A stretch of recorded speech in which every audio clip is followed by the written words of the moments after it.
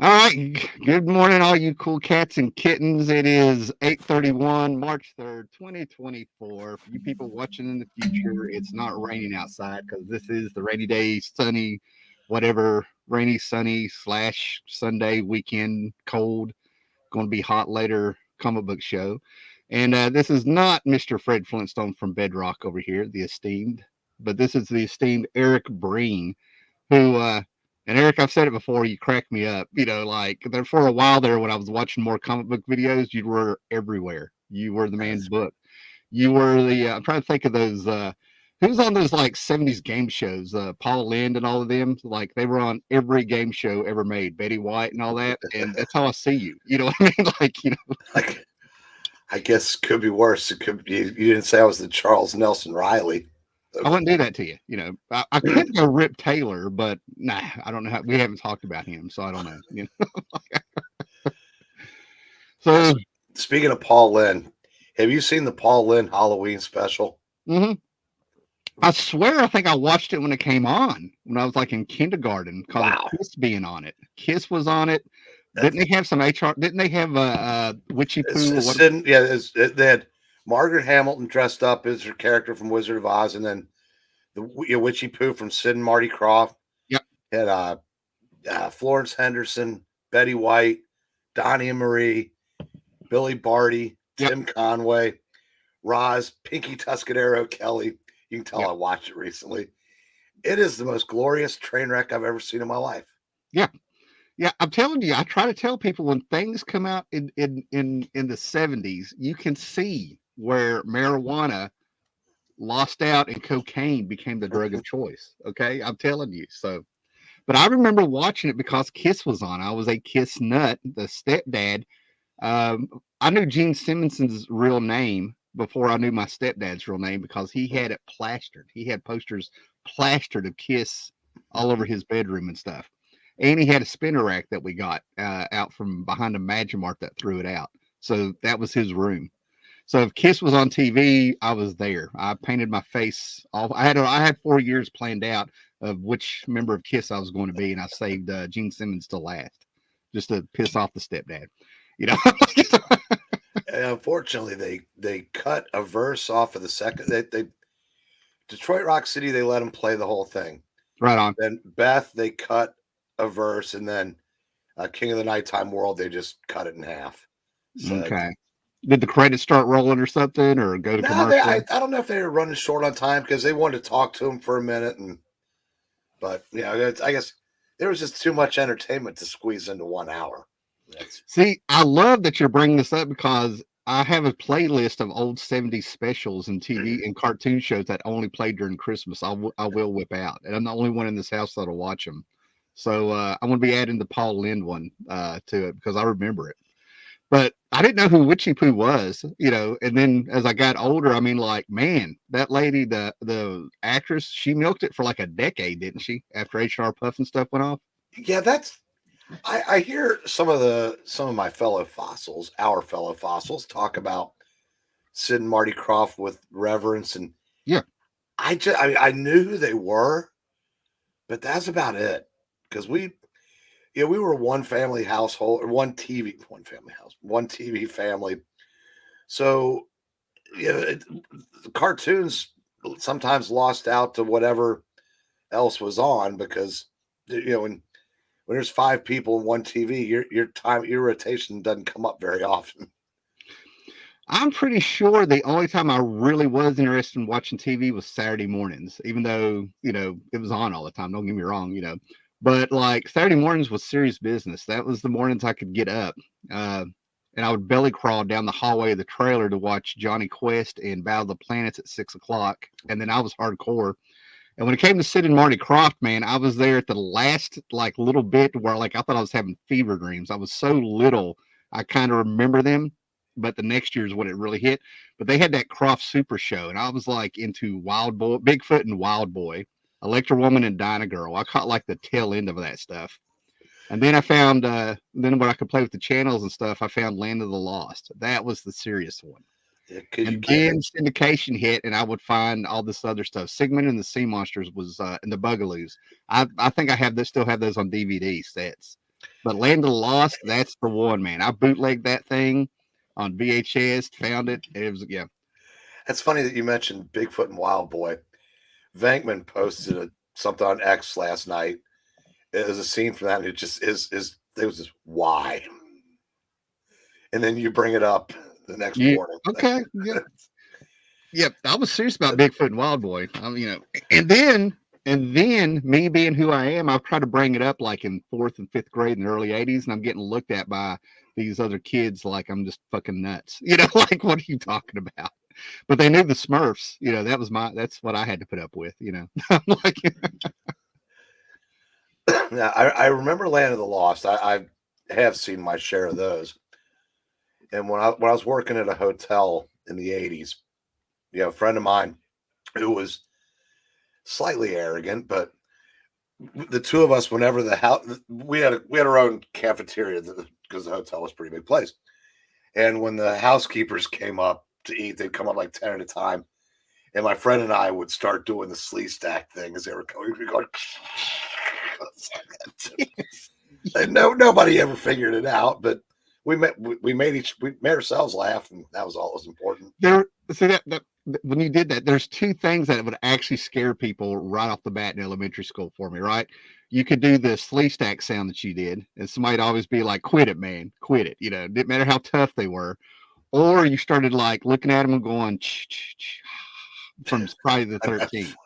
I did that the other night. Go up behind somebody on the bus and just do that in the ear, and they freak out. And I'm just sort of like, you had power with those. But it freaked me out when I found out there was only 3 slee stack. I'm like, they were geniuses. Yeah, but I will still go on a Land of the Lost binge every now and then, like just get it out of the way. That and Johnny Quest, yeah. So since we're talking about cartoons, what other cartoons do you remember fondly, man? Because I'm checking out that. I remember that Paul Lynde Christmas special. I will be watching it again. Well, the Paul Lynde I think was a Halloween special. Mm-hmm. Okay, because they were, but I meant, yeah, I got close you. Yeah. enough. I mean, the holiday was, Yeah.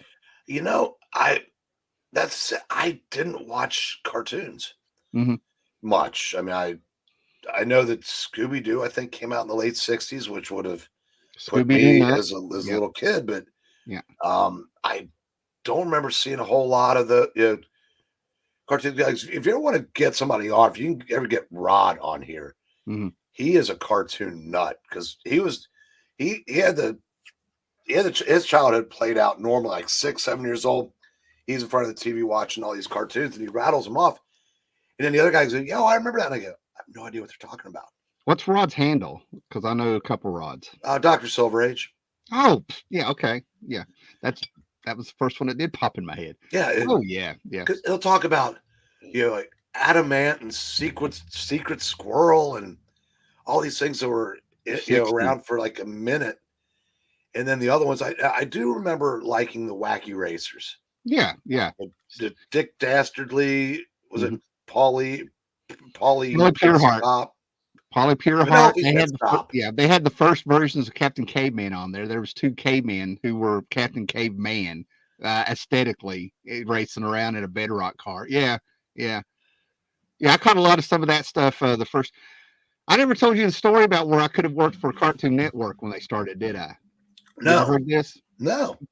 See, sometimes I joke around and it gets a little too much for people, but like I've had to like look at it. But I was in 4 years of art in school, no big deal, just like everybody else. And then the way my schedule worked the last 2 years, I couldn't do art 3 and 4 with my class. So I would end up finishing up my projects and helping teach the class.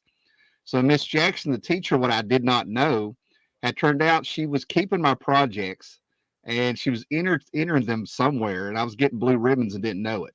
Right. And I was like drawing things like Rolling Stone covers of prints and charcoal. And I was doing like tigers and just playing around and stuff. And then when I was graduating high school, she had a letter of recommendation from me from a school board member and this paperwork already filled out and some other stuff. And it was for the Art Institute of Atlanta. And when I called to do some of this stuff, I was told there's a special secret program that Ted Turner was funding. This is 1991. where he had, he was funding some program with Art Institute. Well, not to get into what was going on, but a little bit of it. My mom ruined it. Let's just put it that way, right? So I didn't get to go, and this is one of the few times you can point a finger at somebody. Um, the phone actually got jerked out of the wall while I was doing the interview over the phone. So I come to find out that the program that they were talking about was for Cartoon Network to get off the ground, and Ted Turner supposedly had a program at the Art Institute of these were the people that were getting trained to come in and be the people that do Cartoon Network. And I was that close to being in that program. Wow. So when Cartoon Network hit, I think it was around 93 or something, is when my circumstances had it to where I could watch Cartoon Network. I got caught up in all the stuff I watched as a kid and the wacky races. I was Space Race, which was the Star Wars wacky races. And then there was Hanna-Barbera's, anything Hanna-Barbera there. I caught Hong Kong Phooey, which was like huge, Blue Falcon. I Remember loved that all one? that stuff. So that was my era and on up. And then, like, I did enjoy the 80s, don't get me wrong, but I knew the Smurfs thing. I mean, I watched the Smurfs, got into it, but I'm like, can they please go away? I knew they were going to be the death of something, but I didn't think they were going to kill. I thought they were going to kill NBC. I didn't know they were going to kill Saturday morning in general. So, yeah. See, I remember Hong Kong Phooey. Scatman Crothers was the Yeah. voice, Oh, I was a huge Scatman fan. I knew who he was. but I don't remember. I, I didn't know who Blue Falcon was until the DC Hanna Barbera crossover issue. Right. Yeah. But then people tell me it was huge. So it's like, Mhm. I don't know how I guess I don't know how I saw the few cartoons I did. I mean, yeah, obviously Flintstones, Jetsons. I remember those. Yeah. I'm a huge Flintstones fan. Shocking by my avatar, I know. Well, thanks to TBS, we all got to love Flintstones. You know Well, what I'm saying? Yeah. I was there was. Do they have Big Lots where you are? Yeah. Yeah. About 15 years ago, thereabouts, they were having some kind of closeout, Yeah. and they bought just truckloads, I guess, of DVDs, Yeah. and there were old classic movies that I guess the original version has gone out of print. They were blowing out for $3. They Yeah. were also selling seasons of shows for $3. 5 or 6 seasons of the Flintstones under Keep talking. $20. Yeah. Yeah. Let's see if I can reach this. Yeah. That's yeah, and I don't know. And most of them are probably still sealed because they're on syndication so much. But yeah, No. I love that. Love them. Well, since you're talking that I was living in Roanoke, Virginia in 2009 when that happened. I ended up getting all the Tales from the Crypt, the HBO show. I got Space Ghost. I ended up selling the stuff and getting it back. Herculoids. I got all this stuff. And then I like switched in and switched over to the horror movies and got things like It Lives, the whole trilogy. And if you go way back, if you know these horror movies and stuff. Yeah. But yeah, that was a good time, man. I got, I could not believe I was getting Space Ghost and Dino Boy for $3 of that. I mean, I was at that. I even found out when the shipments came in and when they put out the new stuff at the Big Lots. It was actually, I had a Blockbusters, a Kroger, a little strip mall, actually literally across the street from me, so I could just walk over there, and a Goodwill. So yeah, good But stuff. my brother Phil sent me to one. Sent me to Big Lots with like a couple $100 and said, just buy movies for the store. I mean, we'll buy them for $3 and sell them for $5. Not everybody knows about Big Lots, and Yeah. And I'm there at the store. I'm going, like it happened one night. One for the store, one for me. Just like classic movies on top of classic movies. And for years, that was all I did was watch old movies. Well, I got into Flintstones so hard and fast. I got little stories of like going to the dentist, and when they put the gas on me, they would have a 35 millimeter Flintstone show on the ceiling you could watch where you're laid back, but no sound. And I'm 7 years old, like pissed off, telling them, I'm like, where's the sound? Well, I'm getting gassed. But my favorite season is, I think it's season 4. I was going to grab it. I just kept one season from that Big Lots run you were talking about. That's what I was going to show you. And I think it's season 4. That's where it got dark. That's where it kind of got like Addams Family. Like you had the Weirdlies. Then you had the episode where Fred and the family went up to the mansion because he had an uncle die. And the staff is pulling out switchblade cleavers and shit, trying to kill Fred through the whole thing. You know. I have to correct you a couple times. It was the gruesomes. Oh, did I say Weird, Weirdly's? Oh, weirdly and Creepella. And the the other one you mentioned, Uncle Giggles. That was the now we have a customer that it comes in the store, the record store, who's just so batshit crazy. That's what I call him. right on. And he's obsessed with all these cartoons too. So you never want to go full Uncle Giggles. But yeah, so that's I'm sorry, I didn't mean to interrupt, but that's No, no, no. The Weirdlys were on Laugh Olympics, I believe, and I and thought they were the Gruesomes when I was a kid. and, Until and, the internet, I didn't know the difference. I need to be corrected. It's and you fun. know who they were, right? Go ahead. Go ahead. They're Sonny and Cher. Oh yeah. Okay. I get what you're. Okay. Yeah, I can see it. Yeah, it's and yeah, and then right along that time, I think they brought in Gazoo. Uh huh. Um, yeah, I didn't realize for years that was Harvey Korman. Yeah. Well, Um, that's what's so funny is I didn't know it was Harvey Korman, and it was so weird because I found Harvey Korman the other way around. I saw him in Blazing Saddles for 70s, man. I watched anything that was in the house. I got to watch. It didn't matter what it was rated. You know what I mean? Bruce Lee movies with boobs hanging out, and I'm 5 years old, things like that. Um, Strangely enough, Bruce Lee was so good, I wasn't worried about the boobs. I want to know kung fu. But anyway, you but were 7. I saw Blazing Saddles. I totally got Blazing Saddles. I thought it was hilarious. And then I saw the reruns of Carol Burnett on TBS. And I was like, what's a movie star doing on TV? That's how my little brain worked. And then Tim Conway. Tim Conway was my guy. When I watched Carol Burnett, I was waiting on Tim Conway, So Harvey and Tim Con. Did you see that? I saw the episode where he's in the dentist office and Tim Conway made Harvey Korman piss in front of a live audience. He had him laughing so hard. Didn't see that, but I know that there are all kinds of stories about how he couldn't keep a straight face, and they finally just gave up, and that became part of the show because one of the things we were allowed to see, because I'm guessing because my mom was a huge Carol Burnett fan, was we did get to see that. So I saw Carol Burnett shows for years, so I'm Yeah, very familiar with that, and I knew that Vicki Lawrence got her job because she won a Carol Burnett look-alike contest. right on. Lyle Wagner was just hired so they could have, to play, beefcake guys in sketches. And then, Easiest job in the world. Yeah. because Tim Conway had been a recurring guest, but he really didn't become a regular until well into the show's run. And I think by that time, Lyle Wagner might have left. Mm. And then he resurfaced on Wonder Woman. He was Steve Trevor, right? Yeah. Yeah. 3 seasons of that. I mean, that guy had to he missed out on Batman, but the next 10 years of his career was cake. I So remember he auditioned for Batman, didn't he? yeah, he was one of the ones. And actually, I've got Return to the Batcave, the special that came out in, I think, the 90s. I got it over here. But they actually had him come on with Adam West in that show where they actually had a little plot going on for Return to the Batcave, telling the story, the history of the TV show. They had a plot going on in the present, and then they would flash back to show you what was going on and how the show progressed. And it was actually a little spicy. I mean, it was tasteful, but it actually showed how Adam West and oh my God, Mama going Dick Ward. What was his? Burt Ward.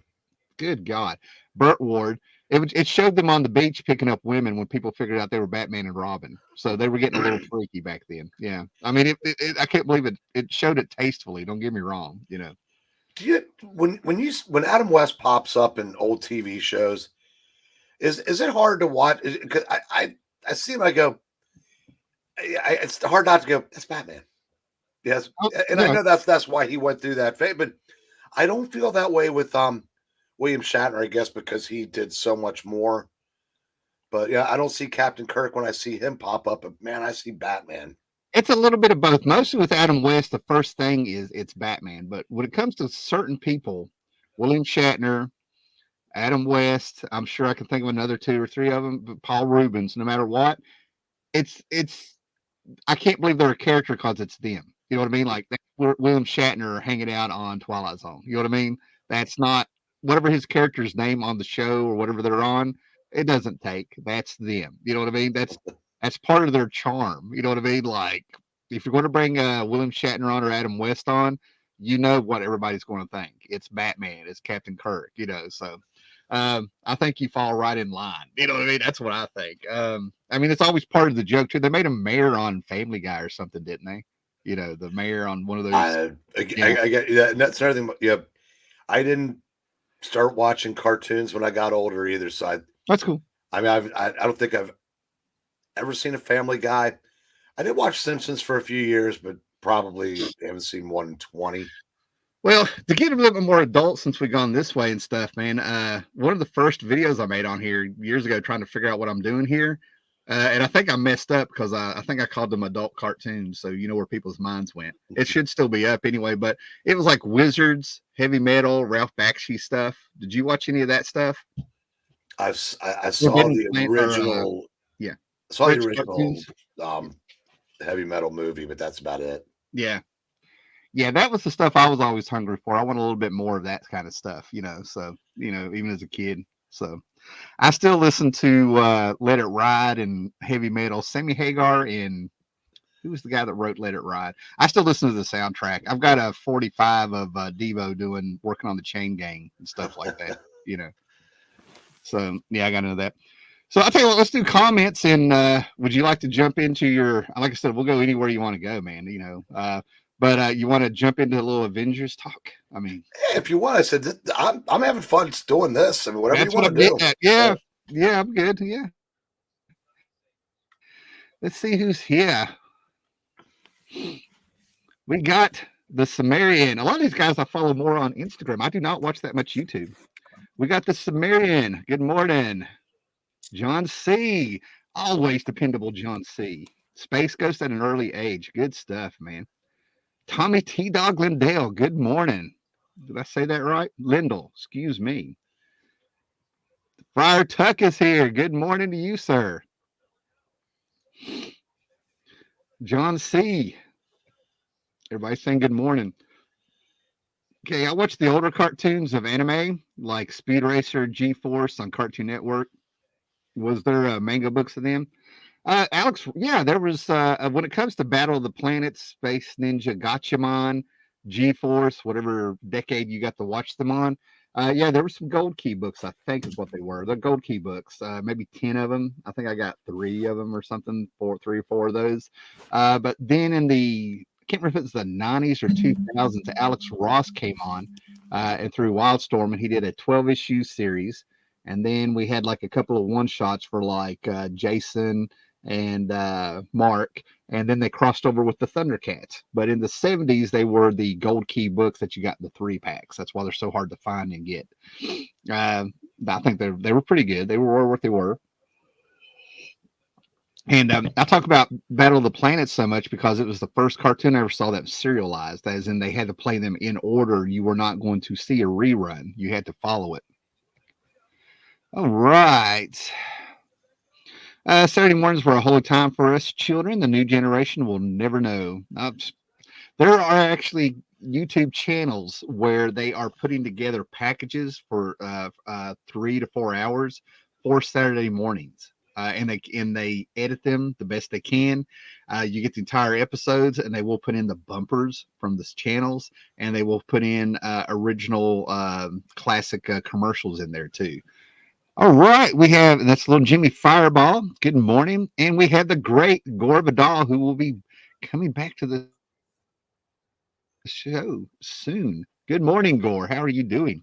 Again, always acknowledge, man, you sent the email out with the poem of If, which I was like, how did I know? That's like my favorite poem ever. And then Dennis Hayes has popped in here at the last minute. All right, Breen, you still there? Yeah. I said, for the children watching this stream, I took myself off camera because don't be my avatar, kids, and stay in school. And while I'm at it, why did you put my name in the thumbnail? Isn't the idea to get people to tune in? Oh yeah, no, man, you're a celebrity. I told you, you're like if this was Match Game, you'd be like right there in right in the center, All right. So I showed Breen some of this stuff. So while he gets his break in there, um, for $5, I can't believe I found this, but I don't know if you guys remember this, but I had the monster. Okay, I didn't have Stretch, right? But this is Stretch Armstrong. This is not the 12-inch original, but apparently they've re-released these, right? I think you can get them at Cracker Barrel and stuff. I found this that somebody just had a random table at a mall, and I was like, okay, I'll get this. I haven't opened it yet, but Stretch Armstrong.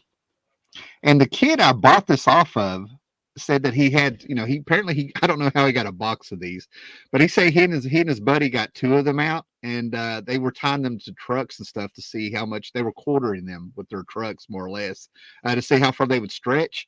And he claims that they when they tied two together, one started pulling the other truck back. I don't know. Okay, that's what I was told. But as a kid, I had the monster. The commercial was fantastic. And of course, after I had mine for like about 6 months, I was dying to know what was inside of them. So I took a pencil, poked him in the back, put a band-aid over it, thought the stuff that looked like apple jelly was coming out, and then I freaked out, hid it behind the couch, and went outside and played all day. Like, oh no, I broke my toy. Then there were coffee mugs. I don't know if you guys are Valiant fans. Look how creepy that is, right? But for $5, I got this Bloodshot Valiant. Right there it is, coffee mug. I don't know if I'm going to be opening these. Okay, so I don't know if I. It looks like you're drinking out of his brain. You follow what I'm saying? Wouldn't it be cool if the eyes got less bloodshot the farther down in the cup you got? Oh, there's coffee. Yeah, see, there's coffee mugs where they react to heat. The color of it could be done. Isn't that the same way they used to do the pens that the clothes would come off of the girls? When you, Yes, and turn them upside down. Yep, both all that stuff. Yep. Exo Man of War that has the worst face I've ever seen. I don't know why he's grinning like Morrissey from the Smiths. I don't know what that's about. But we have Exo Man of War. I'm gonna end up like doing a video where I line up all my coffee cups right here, and I just go down with a quick video showing off my coffee cups. And then this is the one that I could not walk away from. Like I'll be opening and drinking out of this, right? But we have an Iron Fist coffee mug, and as you can see on the other side of it, we get the mask, and then we also get the. Oh my God! What was this totem called that appeared on his chest when he actually got the Iron Fist? He got the dragon. And of course, they were all $5 a piece. So, yeah. So yeah, that was my big purchases. Nothing really comic related. And I'm gonna have to find another comic book shop, Breen. Can you believe this? Online comic book shop. They've had my new comics ready to go and stuff for 6 weeks, and they just mailed them out yesterday. 6 weeks. on the plus side, you're not missing a whole lot. I buy a lot of retro stuff, some Titan books and stuff. There's a multiversity of Elric from the '90s that Walt Simonson did the cover for, but Michael Moorcock. Remember Helix when the DC tried Helix? Yes.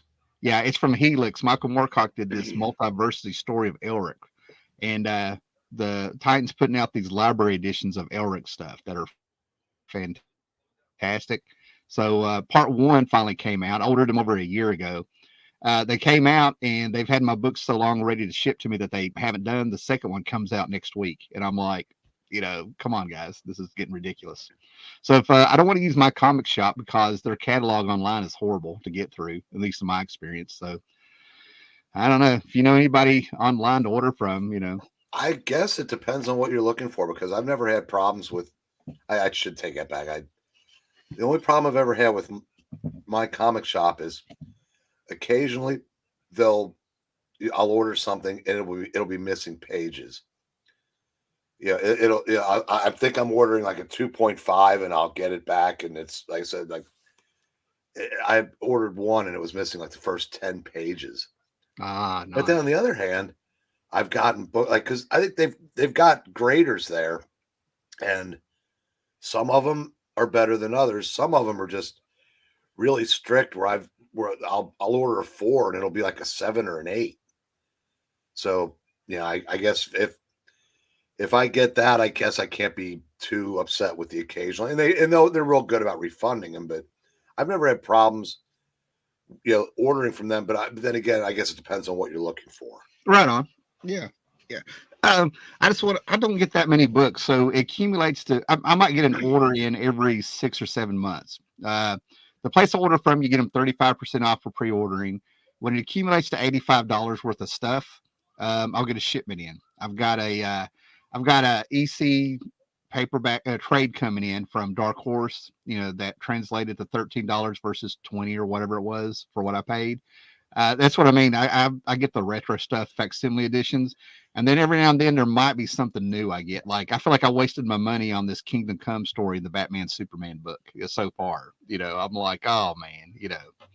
Uh, I didn't read that because Mark Wade finally, you know, oh, here we go. bridged too far Yeah, when he did the thing when he said he'd rather let the industry burn than work with people that vote like we do. that's right. When I that's right when I right that happened right after I ordered. I was stuck. Yeah, Because yeah, it was, everybody knows what a piece of shit he is.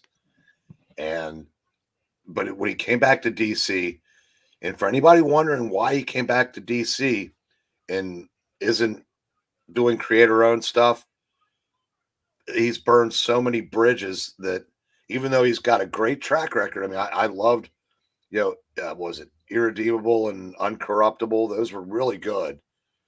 Empire was really good. Uh, but I think he's burned all his bridges. I don't think any of the indie companies want to mess with him. mm, So he comes back to DC, puts his politics aside, gives us World's Finest, which was really good for a while. And it's like, yeah, we know it, but he's writing good stuff. But then eventually Mark Wade will always revert to type. yep, Now, I don't tell anybody else not to buy him because that's personal choice. But Wes from Thinking Critical, he won't read him anymore, yeah. which is kind of tough sometimes considering that's what his channel is. But yeah, I just at some point you have to make a choice.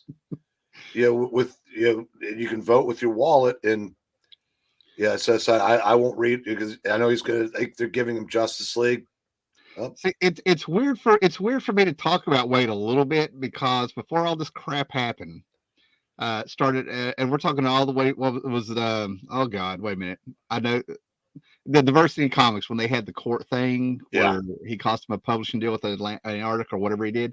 I think I met him. I could go back and look because he's only been there once in a decade. But I met him at Heroes Con, and I have this picture of he and we had this great talk as much as you could with him about just comics in general, Mhm. right? And I could already tell he was a little bit odd, if that makes any sense. Like he was like prairie dog in the whole place. He was like real paranoid. It was weird. And I couldn't believe how few people were actually at his table. That's why we had time to talk. It blew my mind.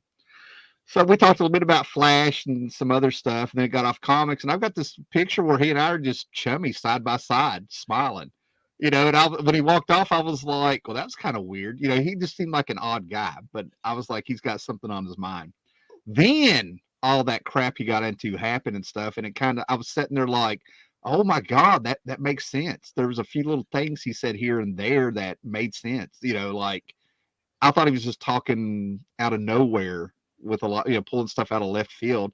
This is how his mind works. He is constantly thinking about like who's bad guys or who's good guys, political stuff. Even back then, you know, Well, that was what was so weird. I was like, oh God, you know, somebody started calling him the sheriff of Comicsville. yeah, And let's not forget what he sent to, was it Mark Alisi when CrossGen folded? He sent him a yeah, black Black wreath Roses. and said, or somebody got said, "What would your wife think?" And who passed. And he he's he is a horrible human being. Yeah, yeah, and he's done it to himself. I mean, there's Yeah, too many stories. and Ar- yeah, but I've also seen, you know, it's like a lot of people. If you just talk comics with them, they're okay if they don't know who you are. Like I said, if you'd wanted to get him to turn on you like a dime, you could have just said, yeah, I voted Republican. He would turn on you like a cur dog because these people really do think. Like I said, you said he was looking around like a prairie dog. He was probably looking for Nazis. That's what I'm getting at. He was looking for injustice. I mean, it makes sense now if he's like, if he's not making up a character online, which I don't think he is. His track record kind of shows that. Uh, but what that's what he was doing. He's looking. It's like he's borderline. He was looking for drama. You know what I mean? Like he was. I think he was looking around to make sure that his fellow comic book creators and stuff were not being, you know, mobbed, by the Nazis or whatever. I'm serious, man. I mean, it all started making sense about the way he was acting. He was being vigilant. You know what I mean? And it was so weird. I mean, looking back on it at the time, it was no big deal. It was kind of exciting to meet him and have a little talk. But then you look back on it and you're just sort of like, he's always been nuts.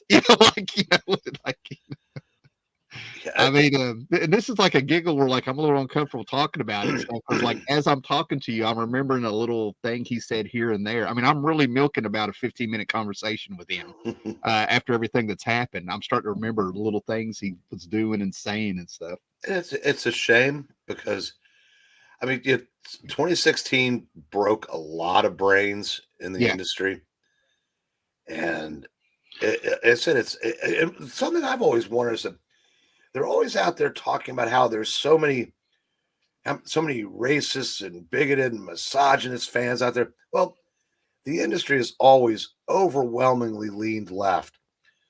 What does it say about them that they attracted so many evil readers through the years?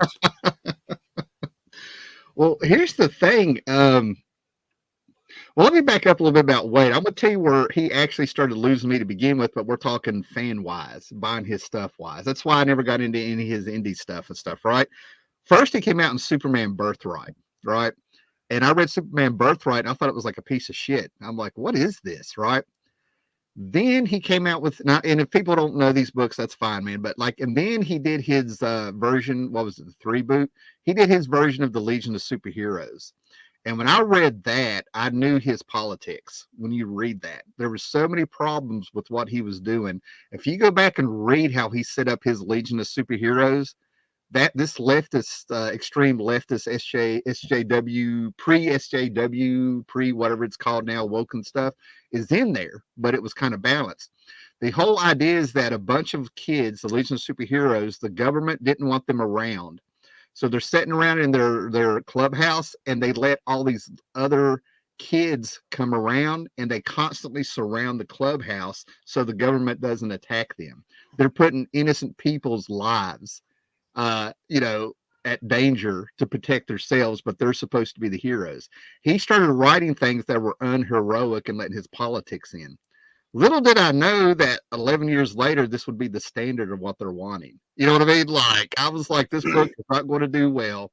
I stopped collecting it. I got rid of it. They actually brought Jim Shooter in, and Jim Shooter just started writing it like the regular Legion of Superheroes slowly until they pissed him off. And that's why I couldn't believe all this stuff that came up later in the comic business happened because it's already been rejected. You follow what I'm saying? Like Yeah. the seeds are there, and it's all around Wade. That's what's funny. I always thought it started with Dan Slott on Twitter. I can go back to that Legion book and see it. Yeah, and then what was it, 2016, 2017? That Humanoids company Yeah. where he wrote the book with Kwanzaa Jeffo, where it was basically that Legion story on steroids. I mean, the Hmm. kids were terrorists, Yeah. but they were the good guys in the story. I can't remember the name of the title. No, I know exactly what you're Doesn't talking about matter. It didn't because sell at all. yes, when it got reviewed, I was thinking he's just rehashing what he Yeah. did. I still wasn't up on all that stuff getting ready to hit and blow up like it did. Yeah. I mean, this stuff's been going on for 9 years, seriously, in my opinion. I can't believe I think it's now, it's not that it's dying down. It's just that people are losing interest. They're doing the same thing, but there's people moving on. Well, we're at the point in the mainstream industry where there really is only one thing that's important to them, and that's the sexuality of the characters. Oh, yeah. Anybody that wants to argue with me on that, yeah, go find somebody else to talk to because, yeah, I said we've been proven right more. I mean, there's so much evidence that's anything else is an afterthought at this point. And Yeah, it's been proven time and time again that it doesn't sell. It's like, even if you, I said, if I, like, if you took every, you know, t- every YA book and shoved baseball scenes in it, people are going to get tired of it. Mhm. Even if they like baseball, they're tired of it. So even if you are, pro gay, you get fatigued when every time you turn around, another character's been their sexuality's been retconned, or that's and it's and then they'll ignore the characters that were created gay Yeah. because they know that that won't own the chuds, to use Apollo and Midnighter, because no one ever had a problem with them. See, well, I've got a little bit of a different take of it, Right? right? And the thing is I'm very careful not to act like I'm some flag. I'm not waving the flag, for the LGBT. I'm not that guy. You know what I mean? But wait to hear what I'm saying here, because like it's there's no hate with that statement here. But basically, what happened is in 1988, my first friend came out to me. Right, that's when it was Stunning and Brave. Okay, you know what I mean? Hmm. My second friend who I'd just seen. And then we ended up at the community college together for a little bit and stuff, right? And then as years went by, I met many, many people. I never had to refer to them as my gay friends. You follow what I'm saying? Yeah. I would have a relationship with them. I would ask questions if there's something I didn't get and I still don't get. And then late in the 90s, I met some the drag queens. That's just what they are. You know what I mean? I went to Rocky Horror Picture shows starting in '93. I was exposed to it. You follow what I'm Hmm. saying? So when you went to these things, it was just an experience. Wow, that was weird. That was cool. That it was honest. But it was like there was no hate. It wasn't like this big thing blown up like they do now. It wasn't a soap opera or a drama farm. You know what I'm saying? So you would have questions, and I actually finally got to sit down with two people who cross dressed, and I was two people who did not know each other. This is a couple years apart. I was like, "Why do you do that?" And they're like, "I don't know. I wish they'd find out why we do this, because I don't know why I do this shit." The same answers. You know what I mean? So now that I see all these people doing this stuff for the past 9 years, really popping up, we know they've been around forever and stuff like that. They've never hung around gay people. They have never hung around black people. All these people that they sit there and say that they advocate for and they're raising up and doing all this stuff for. I have been around these people. I have shown, and I have a friend who our joke is that she's my token lesbian friend. I have been going to dinner up until the pandemic. I spent about 9 years going to her annual dinner parties where there was like five of us straight people. It was all lesbians and a few gay guys. You know what I mean? Hmm. So I have been around the people. They think this stuff is ridiculous. They think the Chick-fil-A madness, people being mad at them, is ridiculous. They don't care. If they're not political, they're just living their lives and they look at this stuff like it's dumb. So when I see this stuff, I can't rage about it because the very people that they're supposed to be lifting up think it's stupid. That's that's that was kind of where I was going with that. It's like, so they, I did a live stream a couple months ago with two gay guys in their 30s, Yeah. and you know they don't like this shit. I mean, it's because it's not. It's Eglinton had a good put it in a good way. It's not representation; it's presentation, Yeah. Okay. and it's it. So they're not. It would be like, it's almost like, to use the baseball reference again, if they put baseball in every comic, but the hitters hit the ball and ran to third base first because they don't know any better. Yeah. And as I said, so you know, and they always talk about, like I said, when we hear about, we want comics to be like they used to be. That the one side says, "Oh, you just want it to be all white men because you hate women and you hate gays, you hate blah blah." That's it.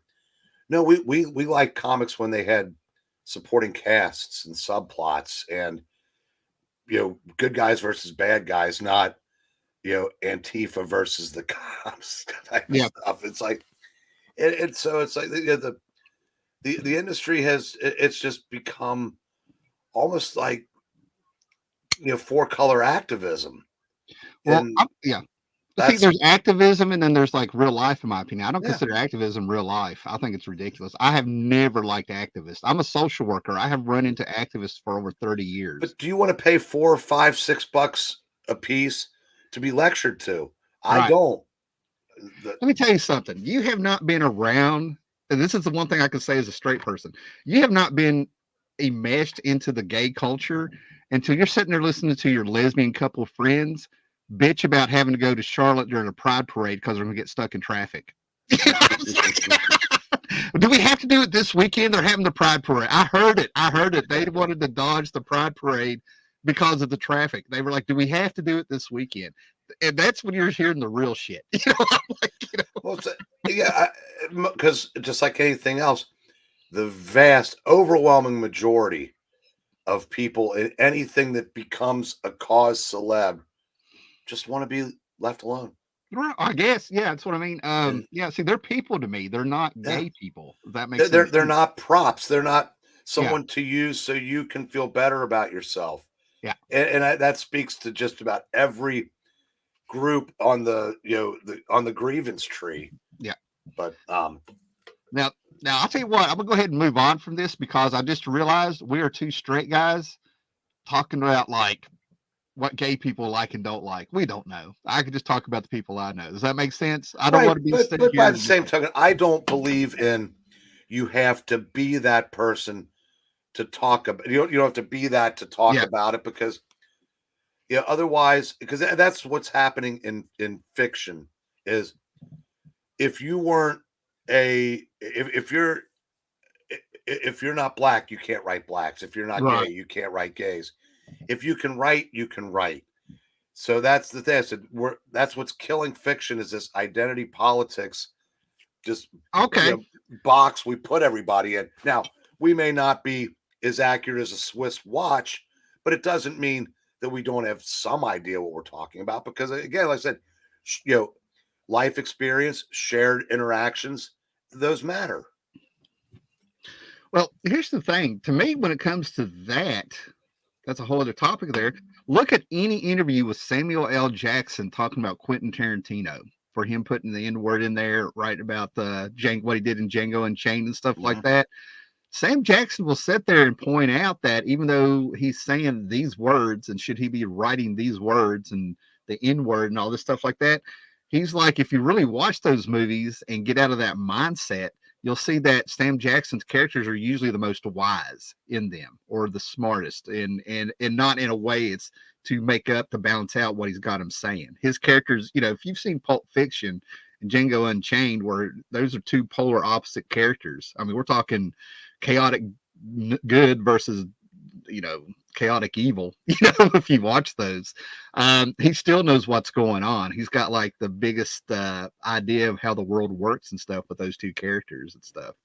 So yeah, it's killing fiction because you're right. It's killing fiction and stuff because you're taking away tools and characters and experiences and stuff. I don't think they realize a lot of writers steal from real life. You know what I mean? Like if I'm out here hanging out in Roanoke and I go clubbing, I can't tell the story about how I got drunk and jumped in a circle of black guys and started dancing like Michael Jackson and they laughed and loved it because I'm white. But that really happened. Does that make sense? Is that what you're saying?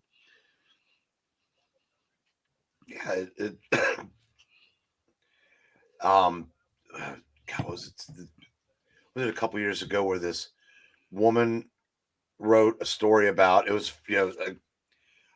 about witches, but it was a caste system, and some witches had enslaved others, and the the modern audience, you know, raised such a ruckus that she walked away from a $600,000 book deal, Oh wow. and our side came to her defense, and of course, like what usually ends up happening, she attacked us and begged forgiveness to the people that cost her $600,000. That is a powerful group of people that Yeah. just, and it's the same people that you referenced Blazing Saddles earlier. Yeah. You know, in some places they'll set up a coping station next to where it's being shown on a college campus, if it can even be shown, Hmm. because these people that don't understand anything, won't take the time to watch the movie and realize that Cleavon Little was smarter than everybody else. No, no. The people who are keeping people from watching it don't like the message that they all come together at the end for the town. If you watch the movie, you see the slaves, building the track. You know what I mean? And Mhm. they're expendable, treating them like crap. At the end of it, who comes and helps build the fake town, and they all unite and fight the same guy? Everybody came together. The townspeople and those slaves came together. That's what they don't want people to see. Is they want division. And that movie at the end, that's the redeeming quality. You see them all come together, and then we get that great big huge fight, and we remember it's a comedy, and they don't rip it. They don't lecture, they don't go too far with it. They just show that we're all in the same mess together, and this is still a movie. They remind Yeah, people that's that. um.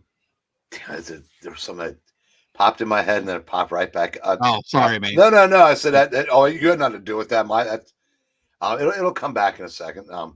The Sumerian. The only reason I still read Wade's World Finds is because there's such a drought of big two quality books. I'm a more liberal kind of guy, and I'm ashamed of left fascists. I've never really said what I was politically, but I was left. I was a little bit off center left and stuff. And around 2016 and 15, what was considered center left, they left me. You follow what I'm saying? I'm one of those guys that what I considered myself, they left me behind because I couldn't get on board with burning cities and stuff like that. Gore Vidal, I agree with Eric on BookTube, and personally, I've gotten into reasonable conversations regarding who can write what. My response is Jane Austen wrote credible male characters, and Larry McMurdy, excuse me, I don't have my glasses on, and they wrote credible women. He's right. If you break it down, it doesn't just stop at race. It could go down to gender all of a sudden. All of a sudden that would be ridiculous. Another problem with modern writers, they don't have life experience Yeah, because they've grown up doing what we're doing right now and not out in the world experiencing things. That's not altogether their fault because as time goes on, life gets easier, and sometimes it's easier to interact online than actually have to go out and talk to people. I'm sure you see it all the time. You'll deal with some young people. God, you're getting old when you use that term. yeah, Where that some kids will have all the personality in the world. Other ones, just live their life. The term shoegazing. yeah. They can't because they're fine interacting online, but you get face to face. And I thought that's what he meant was Larry Merchant. Yeah, I think he wrote. Didn't he write the Last Picture Show also? I want to say he did, but now we'll get you and Gore on here at the same time sometime. That's kind of what Oh I'm hell pointing for. no! No, He's so much smarter than me.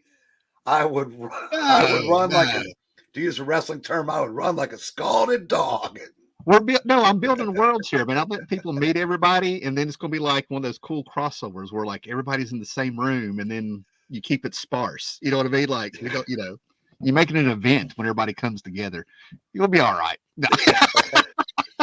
Well, I'll tell you what. I understand that Gore Vidal feuded with Truman Capote. Mhm. So if we do that, I'll just do this the entire time. Then I'll. I didn't know who Truman Capote was until Murder by Death. And I was like, I think he played. I thought that's how I always see him. I'm just assuming he played himself. Well, he wrote Breakfast at Tiffany's. And he wrote In Cold Blood. Um, and right now, the Mhm. reason why his name's coming up is I think it's FX is doing a show called Feud, Yeah, Capote versus the Swans, and the guy that's playing Capote is amazing.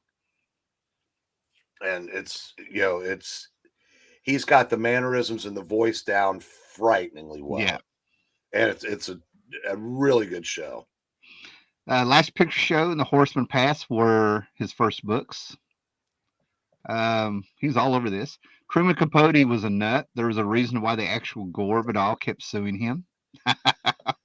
I would have to read up on this stuff because, like, I've got like I always say it. I admit it. If I have a broad knowledge of something, you're like, yeah, I kind of know about it, but I never have a deep knowledge. You know what I'm saying? What you probably want to do is go on, see if you can pull up any of his Dick Cavett appearances, because Dick Cavett loved having Truman Capote on his show. The chicken who voiced Jubilee in the X Men cartoon refused to return to X Men '97 because she's white and Jubilee is Asian. Only Asians should voice Asians. Yeah, Thank you. That's yeah. yeah. I'm sorry that I couldn't voice Buzz Lightyear because I'm not an astronaut. That's what it sounds like to me. Yeah, that's and you see, well, the guy from Stranger Things, the second Hellboy, Yeah, he's done that.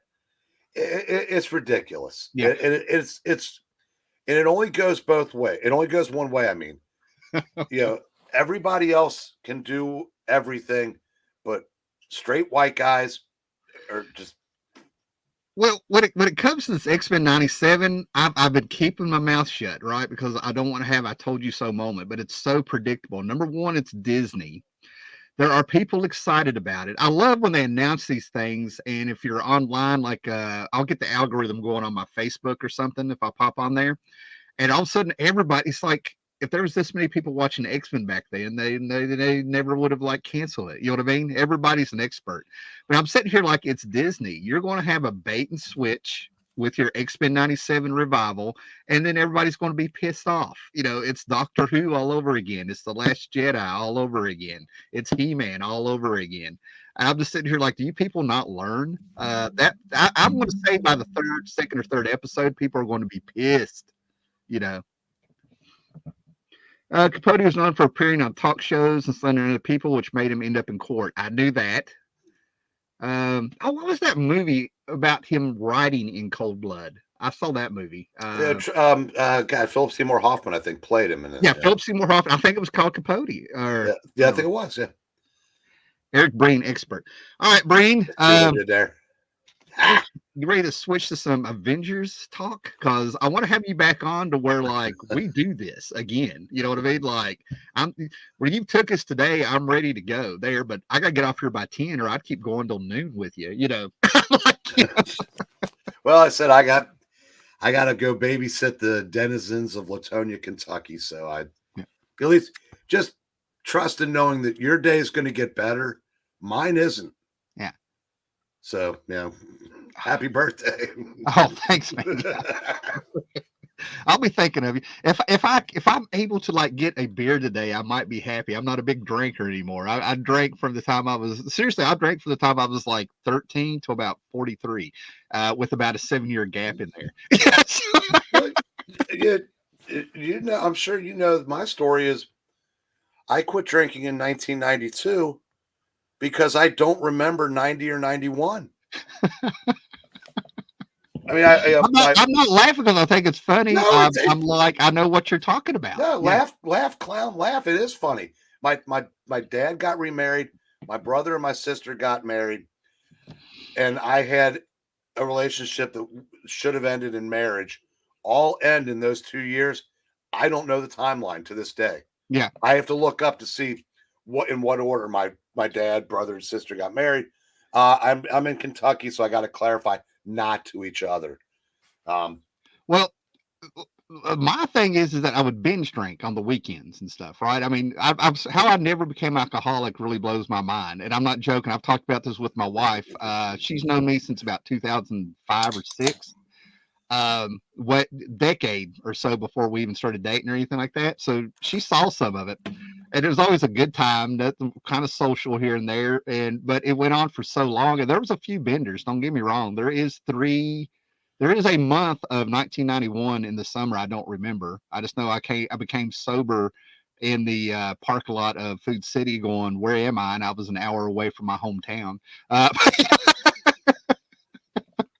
I have woke up with a girl that I wasn't sure who she was, and on the other side of her was her baby drinking Mountain Dew out of a bottle.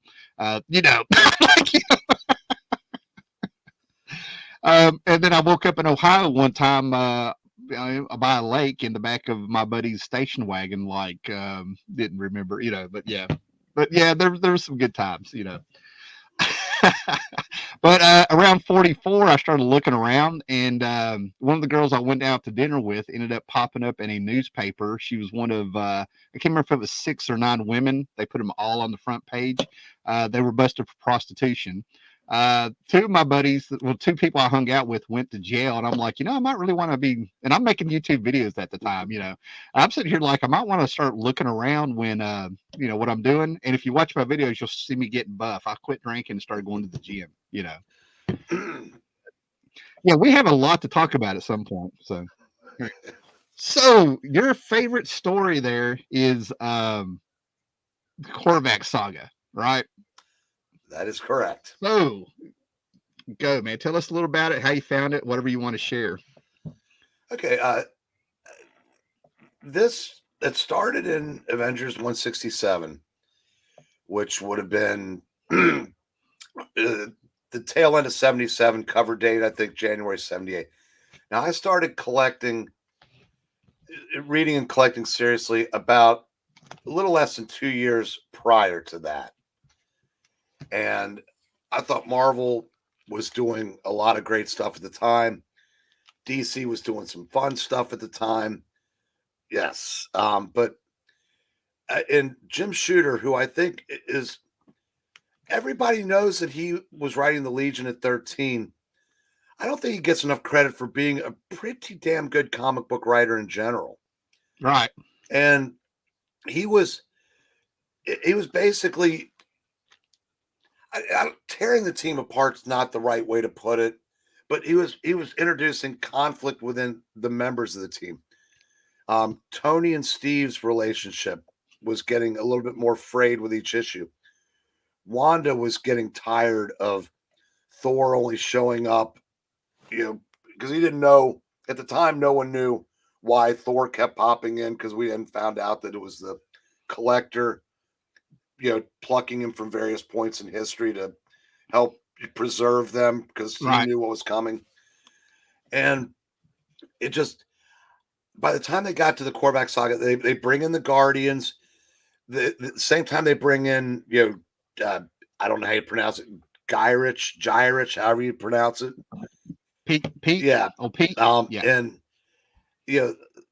so, and he just happens to show up and walks right through a hole in the wall that had been put there when Count Nefaria punched Wonder Man literally through the mansion type. And so anyway, and the way they unfold the story is, you have Korvac, who was basically assumed human form in the guise of a guy named Michael. And to cut through all the clutter, at the end, he was the good guy. And the Avengers, through no fault of their own, were kind of the villains in their so-called greatest triumph, because it turns out he was benevolent. He truly did not want to interfere. He just wanted to make things better, because he had seen, he'd evolved. Now, unfortunately, this being comics, there have been a shitload of subsequent Korvac appearances by people that can't write a lick. Most recently, Chris can't write well. And Korvac should never have been used again after this, because how do you top a story with such magnitude where, I said, at the end, Moondragon's the only one that knows the truth. Right. And I thought that was interesting, given that, how, the kind of character she is. Okay. So kind of what I want to jump on there is I had to go back and reread this. You're the one that got me interested in this again, right? I'm a Jim Shooter fan, right? I take up for a lot of his writing in the 80s. That was kind of here and there. But I think he showed everybody what he really had with the Valiant Universe and stuff, right? I think he's smart. I think he writes fantastic. And I get with what he's doing with the Korvac saga, right? But, having this in trade and reading it, thank goodness I remember comics before they had the trade mindset. He didn't tell this story straight through all the issues. This thing was like 167, 168.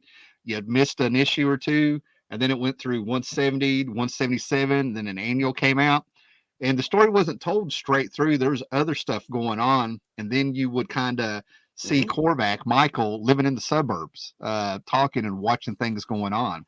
So it wasn't, it's a little misleading. It wasn't exactly the Avengers going straight towards Korvac all the time. It didn't have the trade mentality. So he was able to tell a story that was unpredictable. People didn't know what was coming next. Nobody was going to guess that ending that Korvac was the good guy, like you're saying. Am I wrong? Am I? No, and what something I mentioned earlier, subplots. They Yes. don't exist anymore. Somebody explained that the reason why they don't have subplots anymore is because they can't guarantee the writer will be on the book long enough to pay him off. So, and that's a shame because everything's just done for 6-issue increments. Now you mentioned the issues. Yeah, the reason why 169 isn't in that is at the time, and this is kind of why Shooter was put in charge. They missed so many deadlines. They had a name for it, the triple D, the dreaded deadline doom. And so I guess even he wasn't completely immune to it. But yeah, they had um you know Ultron, then the collector, but that was leading up to it. And there were several issues before that, going back to, like I said, because when the Avengers had set a new lineup, Moondragon had basically convinced Thor that he was too big for the Avengers. So he left. But then he starts popping up in 159 against Graviton. Then he shows up again against Ultron. Then he shows up again against Count Nefaria. And again, but then he would just disappear after each battle. And like I said, that was one of the things that was pissing Wanda off, and she basically confronts him right before this starts. But there's a moment in this, in 171, where they're looking for Ultron, and they go to a convent, and Thor is uncomfortable being in a house of worship that doesn't worship him. And I thought that was a great touch because he's talking to Scarlet Witch about that. Yeah. Yeah, and that's what I mean. It was getting sophisticated writing there in the 70s, thinking about those things. You know what I mean? And that's why I like Shooter. He doesn't make everything like some big event. He actually has people react. How would you react if you were a thunder god, a Norse mythology, exactly what you just said? And I remember, I don't know, I'm imagining people kind of talking about comics, and then they'll come in with something like that, like and you'll come up like it's just comic book science, it's just a comic, let it go. And he dealt with religion head on. Religion in comics and stuff like that is a bit sophisticated, you know what I mean? Apparently during that time. um I know what I'm trying to say, but I'm beating around the bush here and stuff, right? That is a big moment, in my opinion, that should have been expanded on or happened in the Thor book. They dealt mostly with mythology. He was dealing with one of the biggest religions in the world. So yeah, Jim Shooter's just a great writer. I just think he's just a fantastic writer with little things like that, making them more human. And I think and there are a lot of really good character moments. The scene where Michael thinks everybody's dead. 167, 68, and then 170 through 177. Yeah. Where Michael thinks he's killed everybody, and he powers down. He's feeling remorse, but Captain America's still standing. Yeah. And for a few seconds, you think he's actually gonna beat him, and he has to power up again to defeat Captain America. And because Cap says, I don't care if you're a man or a god or whatever. He goes, I'll find a way to beat you. And Michael's response is, given time, I actually think you would. He goes, but some might get time is something I don't have or whatever. He powers up and kills him. But and then then it's his wife, who is the collector's daughter, that basically realizes that despite his best intentions, maybe he's wrong for doing what he did. And so basically the spark leaves her.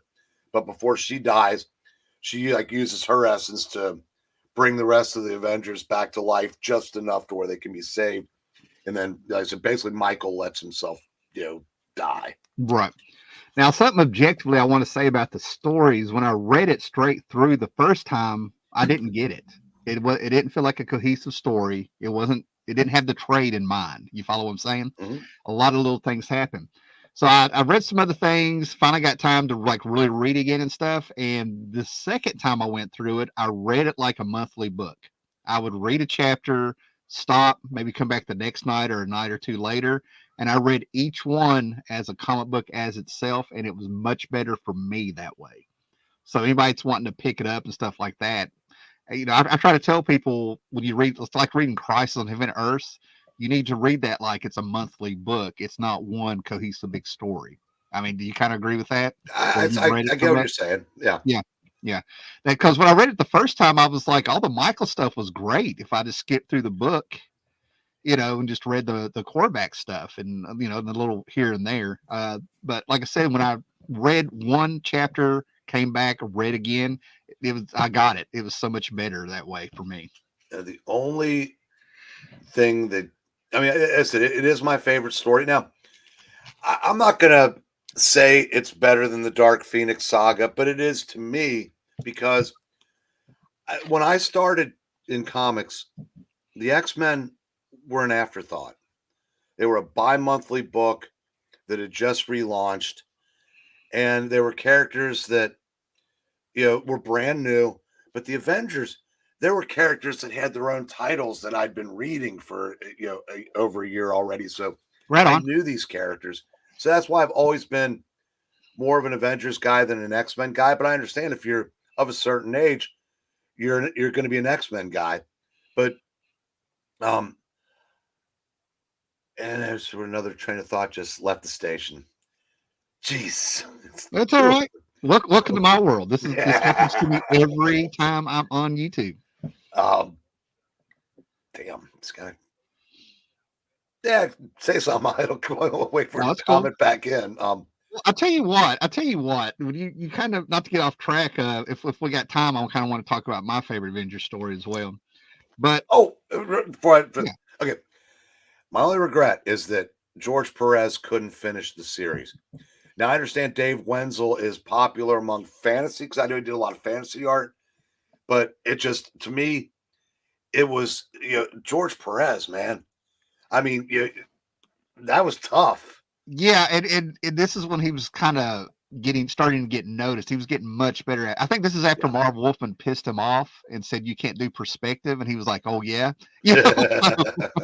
But he lit a fire under him, and that's the other thing I meant to actually comment. We were on the Fossil Show or something. I completely forgot Dave Winslow did any superhero stuff. To me, that guy is the Hobbit, dwarves. And I completely forgot that was you that I brought that up to. Yeah, because I showed on the Fossil Show, I showed you this dwarves Yeah. book I got that was just a book on dwarves, a little Yeah.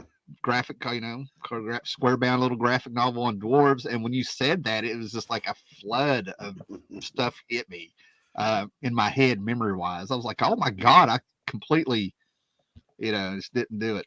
I don't know. Dave Winslow should be bigger and stuff. So, you care if I talk about the yesterday quest for a minute, Not at or all.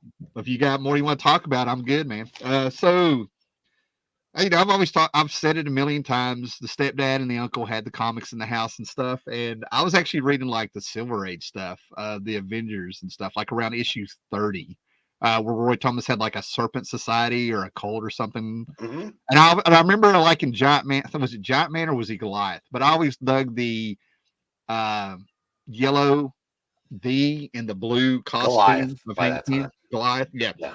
That was my guy. I mean, I like the aesthetics of that, right? That was a cool costume and stuff, right? I was still young enough to where the colors were grabbing me.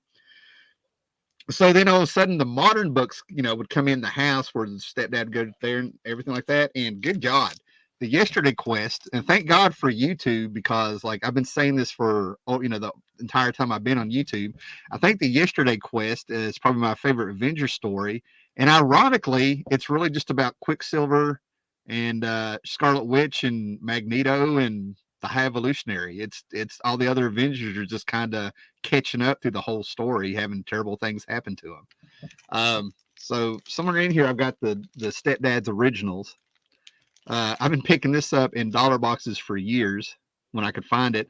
And the thing that got me is if you look who wrote this, you have Ralph Macchio, I think Mark Grunwald, a little David Michelny, and if that's I'm saying those names right, and John Byrne, and I can't remember if Terry Austin's inking or not, man. But yeah, this John Byrne getting on here and doing this stuff, and you're like 6 and 7 years old. I think I was like about 6 and 7 years old reading these, probably about six. I think these came out in '79. Uh, and that was like this was like the most fantastic thing in the world I ever read. You had you had the little marionette puppets, that was screaming to get out of the bird cage that was carved to look like Scarlet Witch. You had freaking Bova. You had a cow. You had the High Evolutionary doing his Doctor Dr. Maru or whatever. You know what I'm saying? He was evolving the animals and stuff. Yes. And then all of a sudden he's thrown in Magneto, who I just saw. I found Magneto on an awful 1970s Fantastic Four movie, cartoon show on Saturday mornings, written by Stan Lee, where Magneto, he just had like this tin car with no wheels, and he was just using his magnetism to drive around in it. And that's how he drove up to the Fantastic Four. So to see him pop up in this, I was like, wait a minute. I was like, So for that to come out, man, that I love that story, man, where they find out that Magneto is their dad, and and then the artwork that John Byrne was doing inside of it just blew away a lot of what I was reading at the time. Sorry, John Buscema, but the only thing that could have made it better for me is to have Tom Palmer inking that book for me. Tom Palmer is like my favorite inker, and I've seen him ink John Byrne on 2 projects before. So I always liked Austin the best for Byrne. yeah, Tom Palmer, I loved on Tom Palmer inking Gene Colan on Tomb of Dracula is yeah. the pinnacle. And I thought he did very, very well with John Buscema on the Avengers. Well, see, this is why the Bronze Age is my favorite age. And I kind of got started there with that stuff. I know I grew up in the 80s and I love all that watching, stuff that went on. But you had the horror stuff coming back, and it was these teams that, first of all, you had the teams that stayed on forever on a book. You know what I mean? So you're talking Marv Wolfman, Gene Colan, Tom Palmer, at the same time that the horror stuff was making a big comeback. See? And then you ended up having after Lynn Wynn and them did what they were going to do, you had the Byrne Austin years, and they were on there for, the book was bi-monthly, so they were actually on there for more years than people realize, Well, And they went monthly right after Byrne started. There we go. Okay. So I'm trying to think when Byrne started now. God, I haven't looked at this stuff in forever. 108, I think. Yeah, 108. So 108 to 143, I think. Yeah. So that's a solid, 3 years at least, which is like a miracle by today's days. But it's the quality that was in those books, And Byrne was doing other things on the side. He was doing some Fantastic Four here and there with Marv Wolfman, that Avengers stuff. What was it? Iron Fist, Marvel Team Up, all around that time, a little bit before. So Byrne was all over the place doing that, and he was doing the floating heads for the corner boxes for everybody, it seems like, too, if I remember right, But then, but what got me is that, like I said, the Korvac saga, the stuff that was going on with the horror books, the teams that were going on, and then when Frank Miller came, it's like they were growing up. And I'm trying to think. You mentioned one book I was trying to mention, but I'm gonna go ahead and go Daredevil, Frank Miller, X-Men. It was the X-Men. They were slowly injecting sex and religion into these books, making them grow up and stuff a little bit. Yeah. And I think that was a big thing with the Dark Phoenix saga, because when the Hellfire Club came in and the way they were drawing the women and the clothes and stuff like that, I can go back and look at Storm. Oh God, I can't believe I'm going blank. Who's the pterodactyl man? Why am I going blank? Sauron. Yeah, Sauron. There's a splash page. I think it was Sauron. There's a splash page of Storm with her clothes ripped up, and Sauron's got her by the hair of the head while she's all laid out. Byrne was injecting a lot of sex through Storm on that book, and he was working his way up to the Dark Phoenix a little bit with Jean a little bit, to the point where when she came out as the Black Queen in those clothes, it shocked people. This is a Silver Age character. This was Donna Reed, coming out looking like Raquel Welch. Am I on anything Well, here? Or? in his defense, her new uniform, that skirt was pretty short in the late 60s. So, I mean, the template was set because she became pretty much a bombshell halfway through the original X-Men run.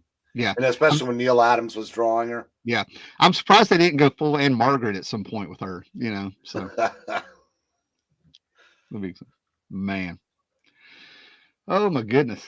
So I think I need more coffee, man. You've made me dig deep and think of things and actually think. there's no room on YouTube for thinking. I think the more you think, the worse it gets on YouTube. So yeah. Yeah, but you said you're talking about yesterday quest, your favorite Korvac sagas. Mine. One of the things that when we talk about the '80s with all the great runs like Simonson's Thor, the Byrne, Claremont X-Men, Miller's Daredevil, et cetera, et cetera. I think people forget how consistently good Stern's Avengers were. Yep. And talk about favorite. That's where I was going. I bring you finally. I was mentally and how I'm taking it, man. How? Yeah. Yeah, that the Under Siege storyline I thought was incredible because and again, setting things up months in advance where Hercules had no respect for Jan as a leader, and it basically almost costs everybody their lives. Mm-hmm. And then something that and it's something that's also been lost to time, unfortunately. When the Thunderbolts happened years later, when Hawkeye became the leader, Hercules figures out that Atlas is Goliath and basically goes to pound him into the ground. And Hawkeye stops him. But basically Hercules says, out of the friendship that we had, I'll back off. He goes, but make no mistake, that friendship is over. And it's like, you think about Hercules being written like that. Remember, the writers remembering something from years ago, and well, no, and now look where Hercules is, picking up his ex-teammate Iceman, who looks like a 14-year-old kid that just got out of Kevin. Never mind. But it's just like there's a thing about Marvel books where, and I'm going way out here. Well, let me talk about Gore here. Well, first of all, Sumerian here. I have the story right here in the box. I still remember the first Avengers comic I read. The Avengers went to the Savage Land to fight Terminus. I have those over here. Yeah. And then at the time, he was enjoying Doctor Strange, the Frank Brumer years. Steve Eaglehart, I think, might be the time area is. I did a panel in 2000. Whenever that Doctor Strange movie came out, I did a panel at a local comic book show in Dublin, Virginia, talking about it. And I think people forget there's a story where Doctor Strange was involved with the entire Marvel Universe being completely destroyed, and he brought it back rebuilt. The original Marvel Universe is not the original Marvel Universe. I think that was like Doctor Strange 12 and 13 of the Palos here. Good day, sir. Yeah. But anyway, to me, there's this idea, and Kurt Busiek was the last person I saw talk about it, and this was something that I was reading and stuff and talking to older guys and stuff. I was sort of like, there's times that it's like Marvel. They were talking about Marvel comics not being the same. I did a video about the many deaths of Marvel, and I would probably add this to it. This story right here with the Masters of Disaster, the Under Siege, coming in and just kicking their ass is what they did. That's what was the thing about this book is the Avengers got their ass kicked every way, shape possible, physically, mentally, emotional, all that stuff. But to me, it's like anything from this back is this is like the more like Massacre with the X-Men. This is where everything changed. The quality of books and stories. The Avengers were not the same up until Kurt Busiek and George Perez brought them back in the late 90s after Heroes Return. But I think the first 200 issues of the Avengers is the pure Avengers. I think the first 120 25 issues of Fantastic Four is where they should have, that's the real Marvel Universe Avengers. That's the pure stuff. And like I used to say the first 200 issues of Spider-Man is the real Spider-Man. But the more I read, the more I'm like the first 150. You follow what I'm saying? The good stuff, the pure stuff. Yeah, I can go along with that to a point. I think that I would probably take Fantastic Four out to 200 the, because then I thought Roy Thomas had a nice run on that. And 200, I thought that storyline where Reed finally defeats Doctor Doom Yeah. one on one. Again, we've talked about if comics weren't in perpetuity, what would be a good last story for a character? That would have been a great last Doctor Doom story Okay. because the the Reed Doom rivalry had Reed finally wins. And but again, like I said, not to discount future appearances because Byrne used him very well Yeah. on his run. But it's just unfortunately I said when if things last long enough, you go from stories like that to Riri Williams going to Latveria and lecturing him while she's thinking she's taking over the country. Yeah, I see. I could concede with what you're saying. See, to me, this is just discussion. I don't think there's really a right answer. Very few books actually do have a right answer. I think I mean, there's books where, can you imagine somebody besides Marv Wolf and Gene Colan and Tom Palmer trying to finish that run? You know what I mean? Like that's theirs. That should have been there. But like with the Avengers, the Fantastic Four, I'll go with you up to about 200. I can see that. And then I like to kind of skip ahead to where Byrne started and kind of add those issues in and take away everything a little bit in the middle, even though I love some of those issues. I thought Wolfman's run where he finished off his Nova series. Yeah. I thought that was a good story, but I get your point. I mean, there's most of the Fantastic Four between Lee and Kirby and Byrne have been memory hold for most people anyway. Well, my thing is I'm sitting here talking to you. I don't want to get it too deep, but there's certain issues I want to get away because like they had the cosmic goalie, story in there. You know what I mean? Like they actually had a goalie Oh, I in the remember it was Johnny Storm. Yeah, still, he made the cover. Um, They're comic books, son. I know. Sometimes they get to be silly. I know. Cocaine, man. Cocaine, I'm telling you. It was cocaine hitting the world. Oh man. Okay, Paula likes the Avengers. I like that idea. Everything changed, not just the Avengers and the X-Men. Wolverine gets his own title, but also Spidey because Venom becomes a thing. Fantastic Four becomes boring again. Iron Man moves to LA. I have a what the issue where the X-Men are like, we got the great enemy coming at us again, and they even acknowledge in this satire story that they're always fighting a big evil. And when you turn the page on the last page and you see who the great evil is, as a great adversary or something, it's the rest of the Marvel universe pissed off that X-Men are getting all the attention that these creators coming at. Now, there's actually, just to add to what Palace said there, just to kind of get me there, but the first conversation I ever had, I need to go back and watch the video about the mini deaths of the Marvel Universe because I was not taking it serious. Goes my alarm. But some people hold that the actual pure Marvel Universe ended with Marvel Team Up because now you're taking Spider-Man, who's their most popular character according to them.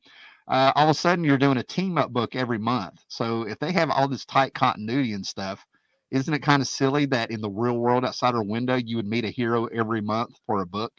So a lot of people there's a faction of people that consider the end of the Marvel universe is when Marvel Team Up happened. Wow, that's so to those people. It was a nice 10 years, I guess.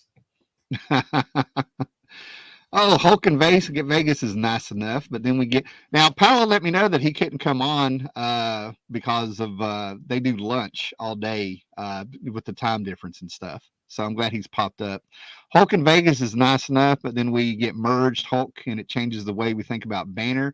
I think Peter David did fantastic because he was on the book so much. His stuff was organic, And even when there was change, it was done in story. And even other sides like Doctor Strange and Alpha Flight, they fight a lot from their standard. Uh, the conversation is very subjective. And I take issue with your word pure. You know, maybe I should get a thesaurus. What do you think, Breen? You know, like, You get to talk gooder when you read one. that's what I hear. What bothered me the most at the time, though, is that a few dead characters started coming back: Warlock, Red Skull, and then Elektra.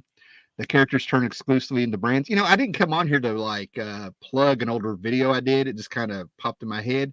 But I even talk about Infinity Gauntlet kind of ruined the concept of death. A lot of people thought that death became meaningless when they brought back Jean Grey in 85, 86. It actually happened when Thanos destroyed half of the freaking universe. And by the time the story was over, it's like nothing happened. You know, they were all back.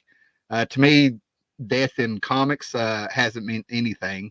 It wasn't Superman. It wasn't Jean Grey. To me, it was Infinity Gauntlet when they brought back half the universe that was killed. And people forget that kills me about the movie a little bit.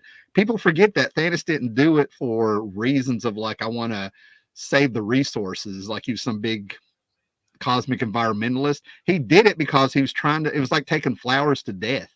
There was more people living in the universe than had ever been dead. So he wanted to balance that and give a gift to the girl that he's in love with and wants nothing to do with him. So here's half the universe dead for your realm. There you go. That was basically Infinity Gauntlet was all about a piece of ass, you know. So That's like, that's yeah, and yeah, Paul, what he brought up, and unfortunately, again, going back to what I said about comics being forever ish, that it's George Thorogood once someone that once asked me, why do you just do covers? And he goes, because all the great songs have already been written. You get to a point where there's I said most of the best stories have already been told.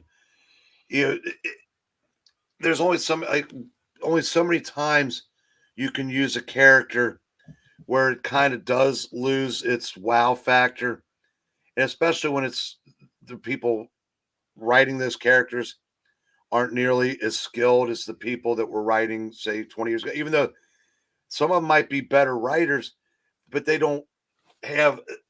You could be a good writer and be a good comic book writer. It's not necessarily the same thing. And some people just had a better feel for telling comic book stories. I think one of the problems that most of today's writers have is they try to make it too real world. I'm sorry, if you can punch planets, you're not really tethered to the real world. right. So stop trying to make it to where Superman, let us try to aspire to be Superman. Don't have Superman aspire to be a fat 61-year-old in Tony, Kentucky. Or if you're going to do something like that, it needs to be a rarity. You know what I mean? Like, you know, what you were saying about punching the planets and stuff, that needs to be a rarity. That needs to be a climax to a story that's not repeated. You know what I mean? Like, they don't make everything. It's like wrestling today. Everybody does 5 or 6 moves that should be finishers, yet they kick out and the match goes on. Does that Yeah. make sense? Mm-hmm. That's what it feels like with a lot of comics, you know, with everybody trying to come in on a short time, make their statement. They think the idea of with comics, what I've read over the years is if you get stumped and get writer's block, every third page just have a fight until you can think of something else. You know, that'll keep the readers invested while you stall them for another issue. You know what I mean? Like, I think there's tricks and stuff to really think.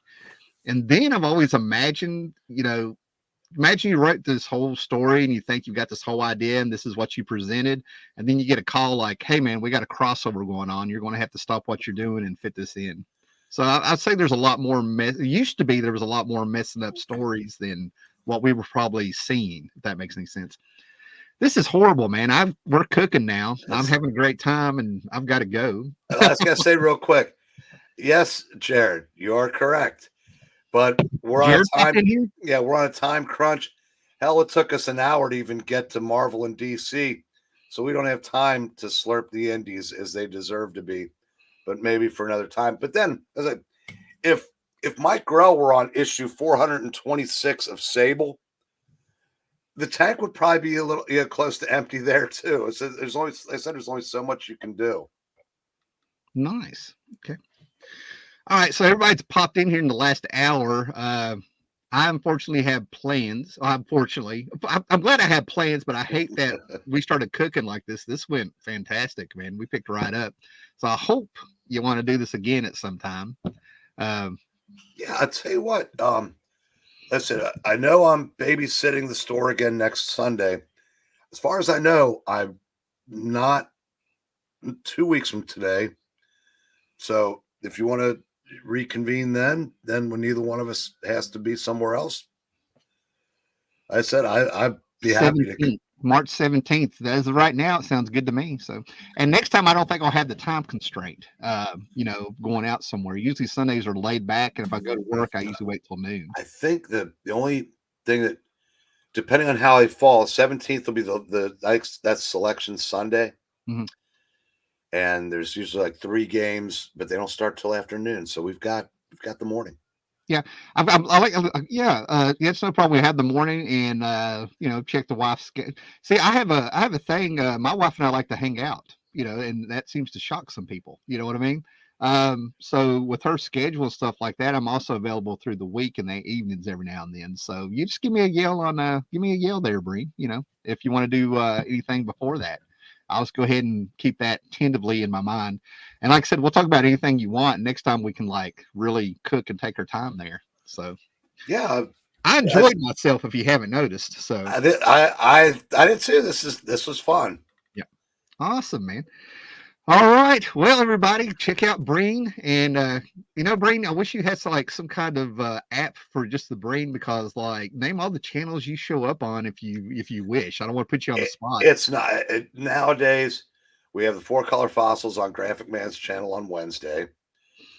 Do a thing, a best of the week, 9 o'clock Eastern on the Geeky Puppet Show, where basically the other people talk about the 5 best books of the week, and I'm lucky if I read 5 books in a given week anymore. And then on the weekends we read comics, but with our own special spin on the Geeky Puppet Show. Usually 8:15, and then there'll be a second reading. And Paula can attest. We have our own tropes now and inside jokes, and it's a blast. I have a ball doing those. That's so I said I'm not nearly on as much as I used to be. But you have been on, and they can probably find them. Critical Thinker, is that his name? Thinking Critical. Thinking Critical. Like Wes, myself, and Joe Corallo used to do retrospectives, and that's a playlist on Thinking Critical. Those were a lot of fun. Unfortunately, it was a lot of work for half the views of bitching about the latest person destroying a book. Right. So those went by the wayside. Yeah, I think I'm down for like having that be part of a discussion, but not a whole discussion, if that makes any sense. Because a lot of what I hear over the last 9 years is it's the same thing over and over. Is eventually what happens. You know what I mean? That's why like what I was calling the bait and switch on the X-Men '97 cartoon coming. Yeah. It's happened so many times with so many other franchises that Disney's been a part of. I'm just, that's what I'm getting at. It ends up being the same thing. I just changed the name. Yeah, Aaron still does the Monday night shows a lot, and I don't do them very often because I don't care enough to bitch about new comics all the time. Well, that's why I don't watch a lot on YouTube. This Monday I don't watch a lot of YouTube anymore for comics. Yeah, this Monday we're going to do our top 10 movies of all time. That interests me way more than the latest issue of Hawk Girl. Yeah, I got you. Yeah. So I'm thinking about doing some stuff with my Philip Jose Farmer books, even just showing them. And like I said, I'm thinking about doing a video where I just line up all my coffee cups and just go down the line on my phone. There's many interesting things out there, man. All right, Breen, thank you so much for being on here. I had a blast. I actually don't want to get off here. This is amazing. This is so rude of me, but you have a fun day to get to. I have not so much. Right. Yeah, I got it. All right. Later, guys. Thanks for everybody popping in. Gore, everybody, follow everybody like that. I'll be emailing you off and on. Always an open invitation for the show. Get a hold of me. Breen, is there anywhere else to get a hold of you besides X? Or maybe I should ask this later. No, Yeah. that's pretty much it because I'm not on Instagram. Okay. So All right. So later, guys. Thanks for all popping in. Later. see ya.